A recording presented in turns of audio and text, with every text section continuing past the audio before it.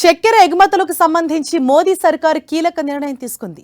Sugar ఎగుమతులను తక్షణమే నిలిపివేస్తున్నట్లు ప్రకటించింది. దేశీయంగా చక్కెర ధరలు పెరగకుండా ఉండేందుకు కేంద్రం ఈ నిర్ణయం తీసుకున్నట్లు తెలుస్తోంది. దేశీయంగా చక్కెర సరఫరాలో ఇబ్బందులు తలెత్తకుండా ఉండేందుకు కేంద్రం ఈ నిర్ణయం తీసుకుంది. ముడి, తెల్ల, శుద్ధి చేసిన చక్కెరలకు ఈ నిషేధం వర్తించనున్నట్లు విదేశీ వాణిజ్య డైరెక్టరేట్ జనరల్ ఉత్తర్వులు జారీ చేసింది. ఈ ఏడాది సెప్టెంబర్ 30 వరకు లేదా తదుపరి ఆదేశాలు జారీ చేసే వరకు చక్కెర ఎగుమతులపై నిషేధం కొనసాగనుంది. ఈ ఉత్తర్వులకు ముందే లోడింగ్ ప్రారంభమైనా లేదా చక్కెర నిల్వలను కస్టమ్స్కు అప్పగించినా వాటి ఎగుమతులకు అనుమతిస్తామని వెల్లడించింది. మరోవైపు యూరప్, అమెరికాకు చేసే ఎగుమతులకు నిషేధం వర్తించదని కేంద్రం క్లారిటీ ఇచ్చింది. యూరప్ దేశాలతో పాటు అమెరికాతో చక్కెర ఎగుమతులకు సంబంధించి ఒప్పందాలు కుదరటంతో కేంద్రం ఈ మినహాయింపునిచ్చింది.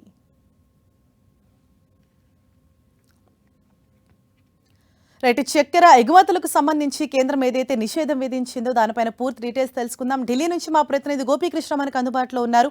గోపి, ఈ చక్కెర ఎగుమతుల నిషేధానికి సంబంధించి అంటే ఎటువంటి ఆంక్షలు విధించింది, ఇందులో ఏ ఏ దేశాలకు మినహాయింపునిచ్చింది? రైట్ హరీష, ముఖ్యంగా పశ్చిమాసియాలో నెలకొన్న పరిస్థితుల నేపథ్యంలో దిగుమతులు ఎగుమతులకు సంబంధించిన అంశాలపైన కేంద్రం చాలా సున్నితంగా పరిశీలిస్తూ వస్తుంది. ఇప్పటికే బంగారం దిగుమతులపైన సుంకాన్ని పెంచడంతో పాటు ఇప్పుడు తాజాగా చక్కెర ఎగుమతులను కూడా పూర్తిగా నిషేధించడం జరిగింది. ఇది తక్షణమే అమల్లోకి వస్తుందంటూ కూడా కేంద్రం ఒక ప్రకటనను కూడా జారీ చేయడం జరిగింది. అయితే చక్కెరకు అంటే కేవలం ముడి చక్కెరతో పాటు శుద్ధి చేసిన చక్కెర, ఇతర చక్కెరకు సంబంధించిన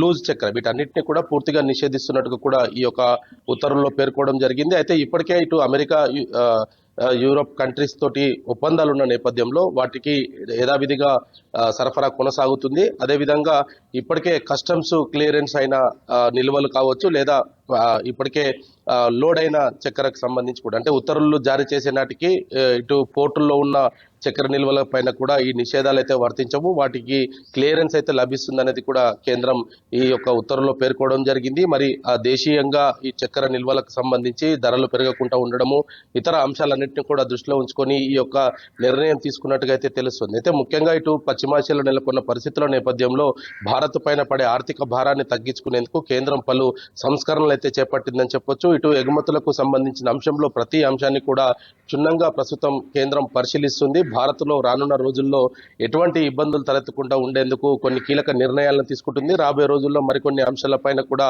ఇదే విధమైన నిర్ణయాలు ఉంటాయనేది కూడా కేంద్రంలో కొంత చర్చ అయితే జరుగుతుంది. అయితే సెప్టెంబర్ 30 నాటి వరకు అయితే ప్రస్తుతం ఈ ఆంక్షలు కొనసాగుతాయని చెప్పారు. లేదా తదుపరి ఉత్తర్వులు ఒకవేళ పశ్చిమాసియాలో కనుక పరిస్థితులు చక్కబడితే తదుపరి ఉత్తర్వులు వెంటనే ఇచ్చే అవకాశాలు కూడా ఉన్న నేపథ్యంలో ఈ రెండింటిని కూడా ఈ ఉత్తర్వుల్లో పేర్కోవడం జరిగింది.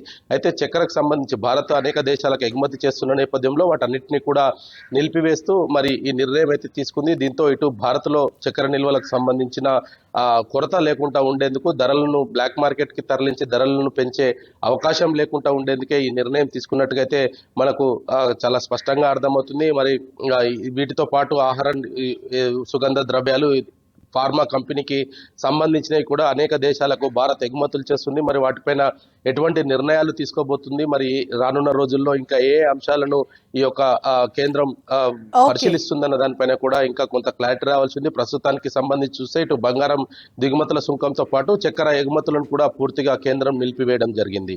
థాంక్యూ గోపి.